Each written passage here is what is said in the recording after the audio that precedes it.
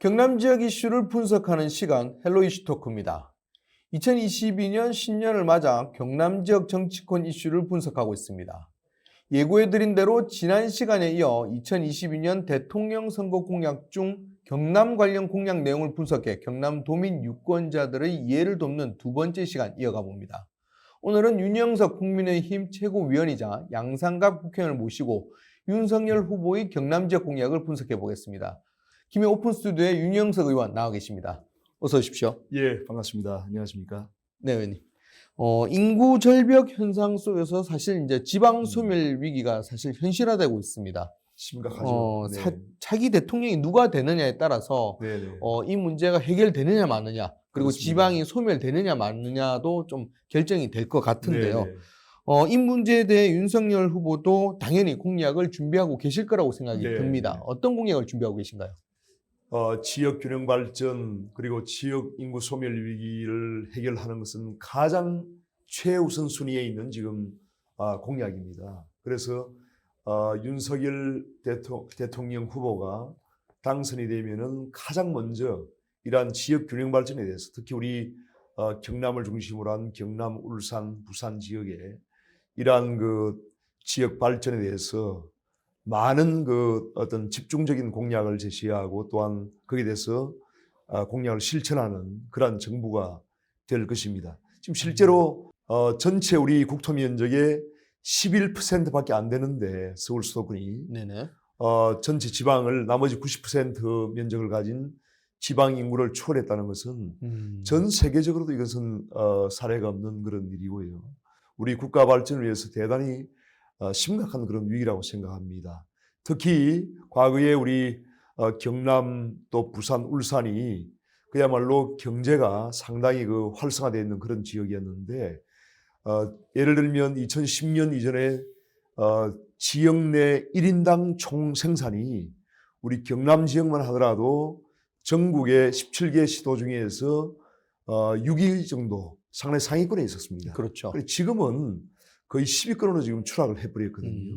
이러한 어떤 지역 소멸의 위기를 우리가 어떻게 극복할 것인가 하는 것이 차기 윤석열 대통령 당선 이후에 가장 저희는 중요한 과제라고 생각합니다. 네. 네, 지금 말씀하셨던 내용 중에 보면 부울경 메가시티 얘기도 조금 나왔던 것 같습니다. 네네. 근데 이제 최근에 이 부울경 메가시티에 대한 성과가 조금씩 나오고 있습니다. 하지만 오히려 이 부울경 메가시티에 대한 이야기가 조금 더 확대가 되면서 네. 오히려 이제 광역 권역으로 묶인 정책과 공약에만 집중되고 있다. 그래서 경남을 위한 경남 맞춤형 공약에 대한 어떤 부족함에 대해서 조금 볼멘 목소리가 나오고 있거든요. 네. 이 부분에 대해서 또 지금 대권 후보 쪽에서는 또 준비하는 공약들이 있을 것 같습니다. 어떤 것들을 준비하고 계신가요? 네, 실제로 그동안에 부울경 메가시티가 부산 중심으로 이것이 모든 정책이 만들어지고 부산 정책으로 이것이 중심으로 추진되는 것이 아닌가 하는 그런 비판의 목소리가 상당히 컸습니다. 네. 그러다 보니까 경남도 의회에서도 경남도 의원들의 다수가 지금 이런 것을 반대하는 그러한 지금 형국을 보이고 있거든요.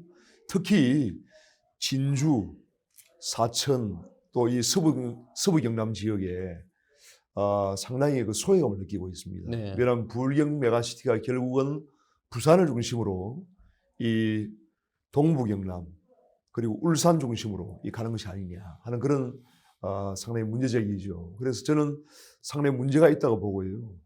이러한 것을 우리 경남의 어떤 균형 발전이라고 하는 차원에서 경남의 백년대계를 생각하는 그런 차원에서 경남이 주도하는 경부울 메가시티가 되어야 된다고 저는 생각합니다. 그래서 지금 이러한 것을 추진하는 지금 광역연합 사무국 조직이 되어 있는데 그것도 사무국의 최고 책임자가 부산시 출신으로 지금 되어 있습니다. 그러다 보니까 경남과 울산은 오히려 지금 덜러리 쓰는 것이 아닌가 하는 그런 저는 문제에 상당히 타당하다고 생각하거든요. 그래서 지금이라도 이러한 부분에서 서부 경남 또 중부 경남, 동부 경남이 상생 발전하면서 경남의 어떤 미래를 키워갈 수 있는 그러한 경부울 메가시티가 되어야 되고 우리 경남도가 이러한 부분에서 주도권을 잡아야 된다라고 저는 생각합니다. 그게 타당한 것이 앞으로 이제 그 신공항과 또 진해 항만이 들어오면은 우리 경남 이 일대, 특히 김해, 창원, 진주 지역이 앞으로 발전 가능성이 굉장히 큽니다. 그렇죠. 그래서 우리 경남이 이러한 그 메가시티 발전 전략에서 소외가 되면은 결코 이 메가시티는 온전한 그런 메가시티가 될 수가 없습니다. 우리 경남이 주도하는 그런 메가시티가 돼야 됩니다. 이제 결국 경남 맞춤형 공약이라는 것이 이제 경남 네. 중심의 불경 메가시티라고 그렇습니다. 이제 정리를 해 주셨는데요. 네네. 그러면 이제 국토 균형 발전과 관련해서 좀 질문을 드리면 네. 사실 그 부분과 관련해서 추진했던 부분이 공공기관 이전인데 네. 공공기관 이전, 2차 지방 이전에 대한 공약도 혹시 준비되고 있습니까? 그렇습니다.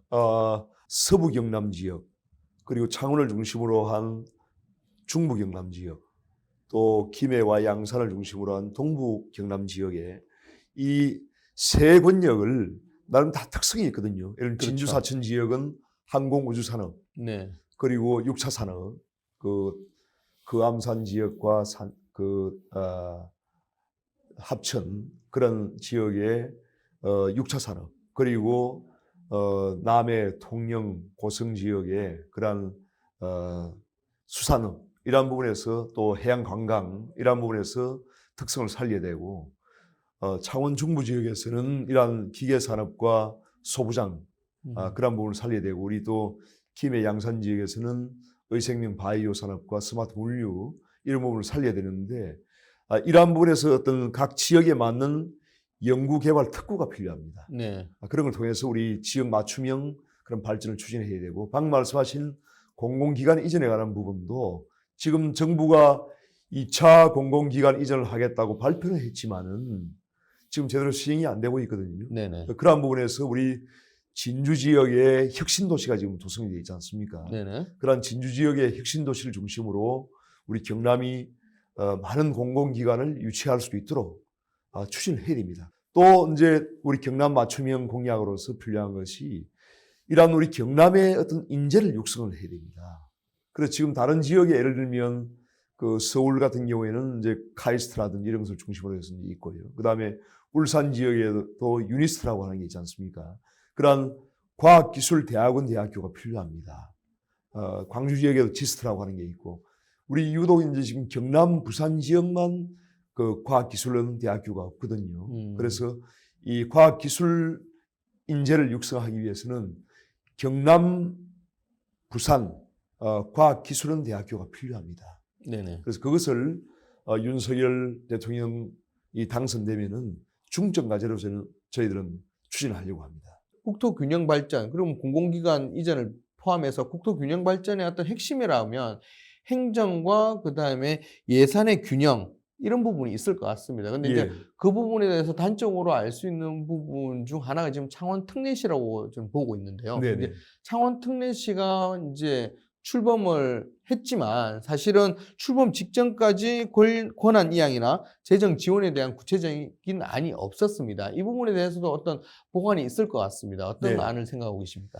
창원 특례시가 출범하게 된 것은 대단히 중요한 의미를 가지고 있습니다.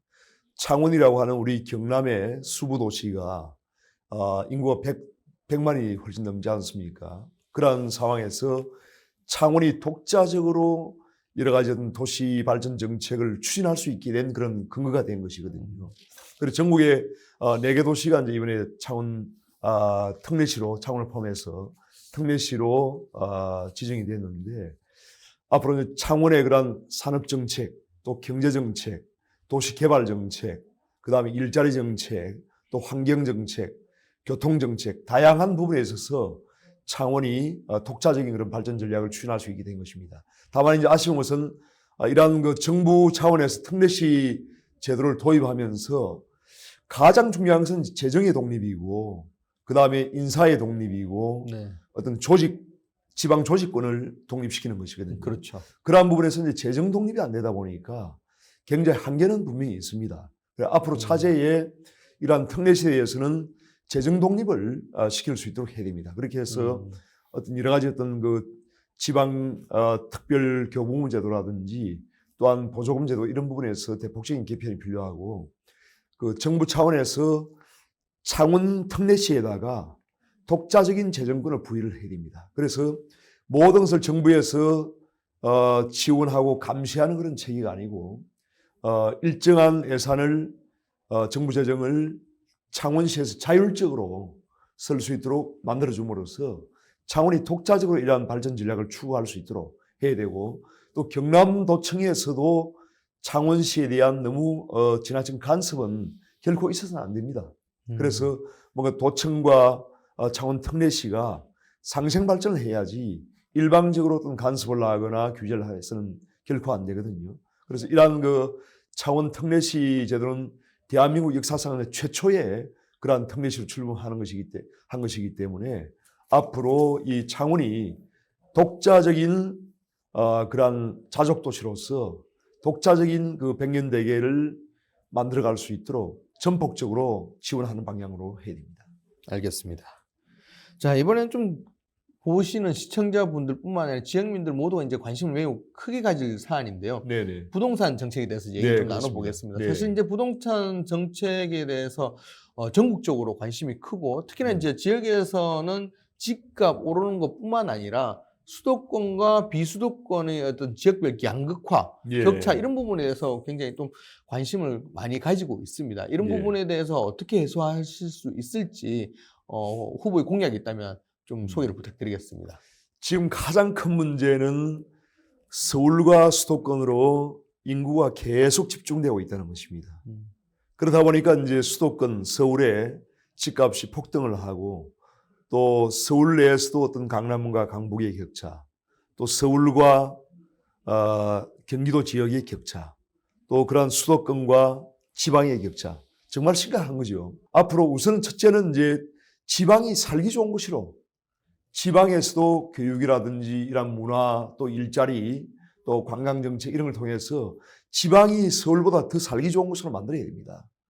특히 우리 경남 지역은 상당히 저는 서울과 수도권을 제외하고는 경남이 가장 큰 광역단체거든요. 그렇기 때문에 경남이 맏형으로서 어떤 지역 발전을 선도를 해야 됩니다.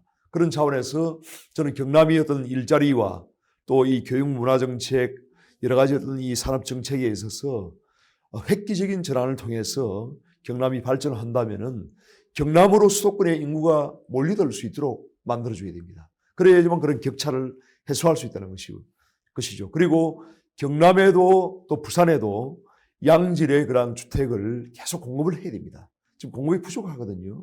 또 왜냐하면 또 이제 노후화된 그런 주택들이 상당히 많기 때문에 그리고 농촌 지역에도 여러 가지 어떤 그런 주택 개량이라든지 새로운 그런 주거단지 조성을 통해서 정말 은퇴한 분들도 농촌으로 올 수 있는 그러한 경남을 만들어야 됩니다. 이번엔 좀 산업 부분에 대한 공약을 좀 살펴보겠습니다. 네네. 현 정부의 친환경 에너지 정책 때문에 사실상 경남 지역을 중심으로 한 원전 사업이 몰락했다. 이런 평가도 좀 받고 있습니다. 네네. 이 부분에 대해서는 여야가 공약에서 좀 크게 맞서고 있는 부분이기도 한데요.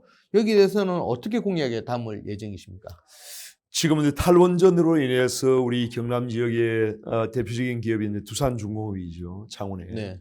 두산중공업의 그 2017년 당시에 연간 원전 관련 수주액이 한 8천억 이상 됐던 것이 지금 3천억 원대로 줄어들었습니다. 그 이유는 신한울 3, 4호기와 다른 6개의 원전 건설이 다 중단됐기 때문에 그렇습니다.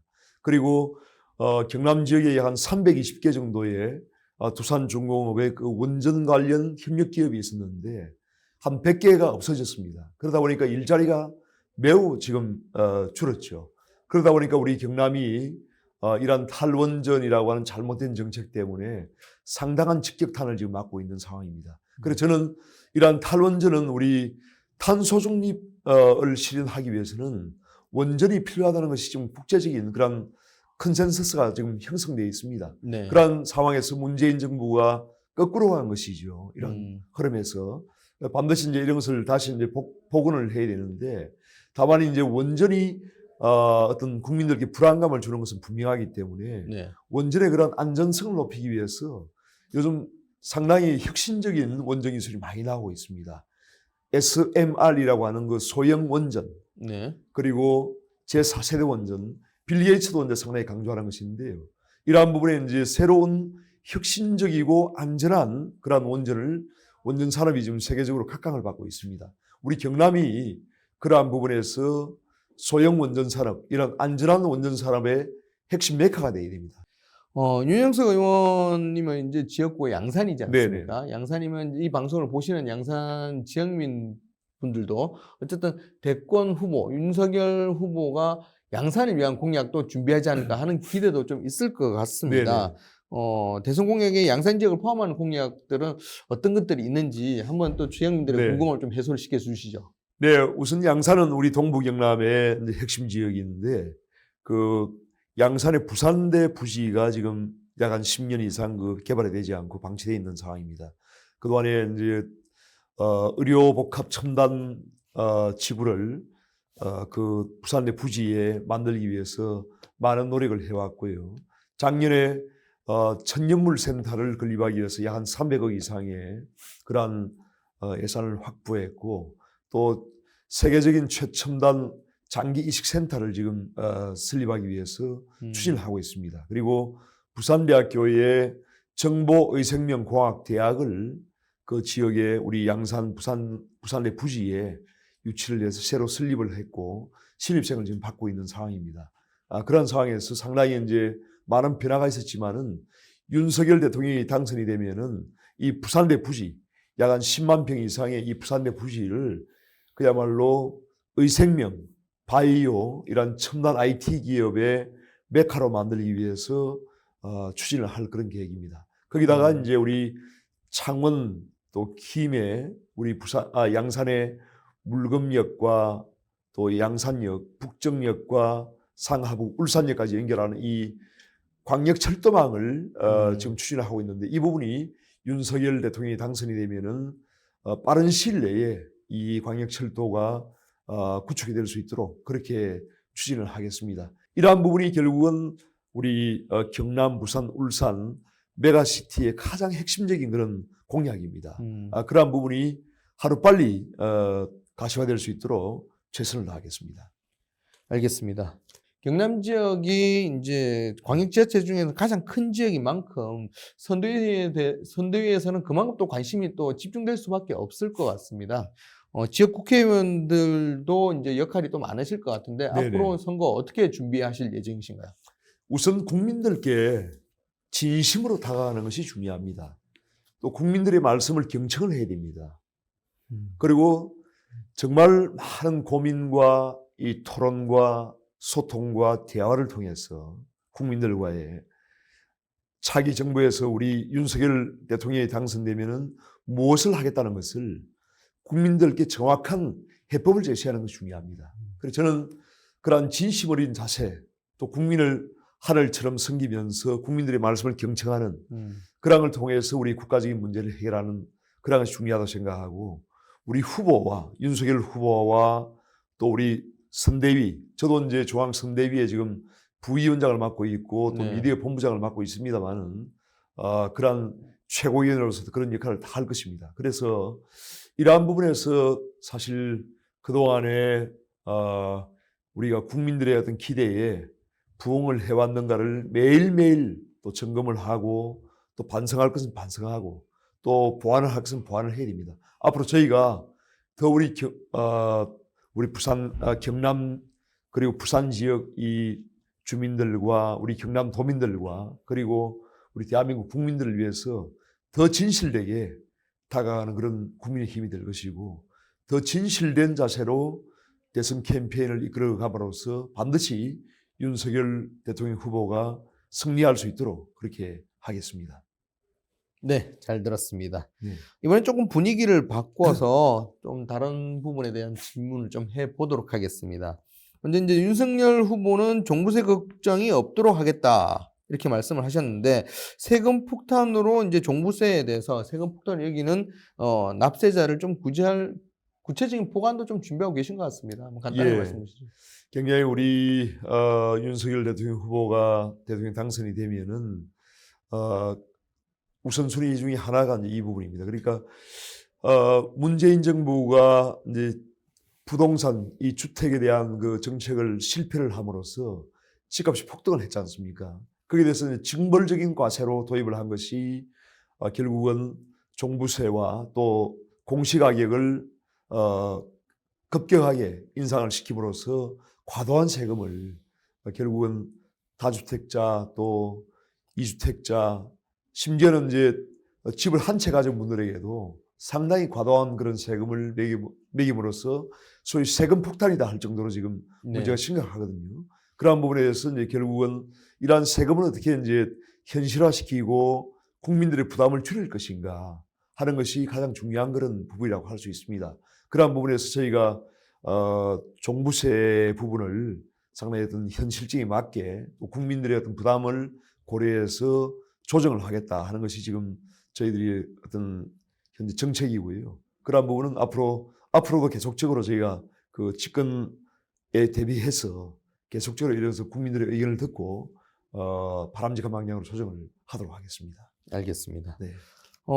지금 이제 더불어민주당 이재명 후보와 이제 대결을 펼치고 계신데 이 부분은 이제 윤영석 의원님의 개인적인 의견이 될 수도 있을 것 같고 네. 윤석열 후보의 또 의견이 될 수도 있을 것 같습니다. 그 이재명 후보의 공약 중 탐나는 공약이 있다면 하나를 좀 꼽아주시죠. 결국은 이제 이재명 후보의 공약 중에 저희가 뭐 탐나는 그런 공약은 복지 정책에 관한 부분이죠. 결국은 그래서 이제 이재명 후보가 좀 오락가락하는 그런 측면도 있습니다만은 뭐 기본소득을 하겠다고 했다가 또 철회하겠다고 하기도 하고 변경을 하겠다고 하기도 하고 상당히 오락가락하는 그런 측면이 있습니다만은 이런 기본소득의 그런 취지는 또 우리 지금 한국의 어떤 양극화 해소 그리고 청년들의 일자리가 상당히 감소하고 있기 때문에 그러한 부분의 어떤 취지를 살려서 그런 우리 청년들을 위한 그런 기본소득 또 우리 고령자 그러니까 소득이 없는 노인 세대를 위한 그런 기본소득 이런 부분은 좀 전향적으로 저희가 그 도입을 해야 되지 않느냐 하는 그런 생각을 하고 있습니다. 알겠습니다. 네. 최근 이제 계속 논란이 되고 있는 것 중에 이제 윤석열 후보의 부인 김건희 씨에 대한 논란이 좀 있는데 선대위에서도 좀 대응을 하고 있을 것 같습니다. 어떤 식으로 예. 대응을 하고 있을까요? 그래서 워낙 지금 그 민주당과 이재명 후보 선대위에서 흑색 선전을 너무 많이 해요. 그래서 이제 일부 그 친여 성향의 그런 매체들이 전에 허위 또 왜곡된 사실 이란 또 사실을 부풀리고 과장하고 확대하고 그렇게 해서 이제 보도를 하고 이런 것이 상당히 이제 그 선거를 앞두고 과거에 김대엽 사건도 있었지 않습니까? 네네. 그런 식으로 상당히 이제 흑색 선전이 난무하는 그런 상황인데 저희가 일단 저희 당과 선대위 차원에서 일단 그 해명을 할 것은 정확하게 해명을 하고요. 또 사실관계에 대해서는 바로 잡고 그리고 그것도 안 될 때는 또 이제 법적인 조치도 하고 이렇게 하는데 저희가 국민들께 뭐 진실되게 다가간다면은 그러한 어떤 의혹을 해소할 수 있다고 저는 생각을 합니다. 알겠습니다. 네네. 그리고 이 부분도 조금 예민한 질문이 될 수도 있을 것 같습니다. 윤석열 후보가 당선이 되면 김종인 위원장은 어떤 역할을 맡게 될까요? 결국은 이제 김종인 그 총괄위원장의 상징은 경제민주화입니다. 네. 그분이 우리 헌법상의 이제 경제민주화 조항을 만드신 분이죠. 그래서 상당히 경제학자고 또 독일의 그러한 공부를 한 분이기 때문에 현재 우리 사회의 어떤 이 양극화 해소 또 그 약자와의 동행, 소외계층 또 이러한 부분에 대한 뭔가 경제 정책을 내놔야 되는데 그러한 양극화 해소를 위한 정책을 앞으로 윤석열 대통령이 당선이 되면은 그 양극화 해소와 국민 통합을 위한 그러한 정책적인 과제를 발굴하고 그 정책을 실현하는 데 상당한 자문 역할과 또 실제 그러한 같이 참여하는 그러한 역할을 하게 될 것으로 저는 예상을 합니다. 네. 네, 말씀 잘 들었습니다. 네네. 오늘까지 2022년 대통령 선거에 앞서 더불어민주당과 국민의힘 후보의 경남 지역 공약을 분석해봤습니다. 이번 기획이 전국권 이슈에 묻혀 드러나지 않았던 두 후보의 공약을 비교하며 유권자로서 소중한 한 표를 결정할 길잡이가 되었기를 바라면서 오늘 헬로 이슈 토크는 여기서 마무리합니다. 오늘 방송은 유튜브 채널 헬로 경남에서 다시 보실 수 있습니다. 함께해 주신 여러분 고맙습니다.